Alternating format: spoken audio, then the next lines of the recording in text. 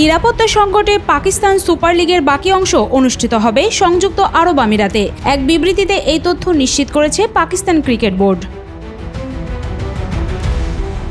চলমান পরিস্থিতি থেকে উত্তরণের কোনো সম্ভাবনা না থাকায় অনাকাঙ্ক্ষিত পরিণতি এড়াতে সতর্কতার অংশ হিসেবে পাকিস্তান থেকে পিএসএল সরিয়ে নিলেন আয়োজকরা। পিসিবি এক সংক্ষিপ্ত বিবৃতিতে জানায়, পিএসএল এর লিগ পর্বের বাকি 4টি এবং ফাইনাল সহ প্লে অফ পর্বের সব ম্যাচ আরব আমিরাতে অনুষ্ঠিত হবে। ইএসপিএন ক্রিক ইনফো জানিয়েছে, পিএসএল এর বিদেশি খেলোয়াড়েরা এরই মধ্যে আরব আমিরাতের পথে আছেন। পরবর্তী ম্যাচ আয়োজন করতে কিছুদিন সময় লাগবে, কারণ ম্যাচগুলো আরব আমিরাতের কোন ভেন্যুতে হবে তা পিসিবি ঠিক করবে।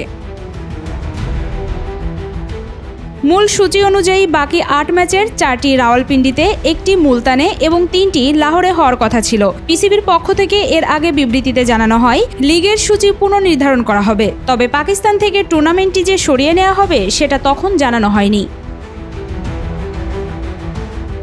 এর আগে বৃহস্পতিবার বিকেলে রাওয়ালপিন্ডি ক্রিকেট স্টেডিয়ামের কাছে ড্রোন হামলার ফলে পিএসএল এর 2টি ম্যাচ বাতিল হয়। ম্যাচের টিকিটধারীদের রিফান্ডের নিশ্চয়তা দিয়েছে পিসিবি। যারা ভিআইপি গ্যালারি বা এনক্লোজার টিকিট কিনেছেন তারা নির্ধারিত টিসিএস এক্সপ্রেস সেন্টার থেকে রিফান্ড সংগ্রহ করতে পারবেন। এবার পিএসএল এর 10ম আসর চলছে। এই ফ্র্যাঞ্চাইজি টি-20 টুর্নামেন্ট এর আগেও আরব আমিরাতে অনুষ্ঠিত হয়েছিল।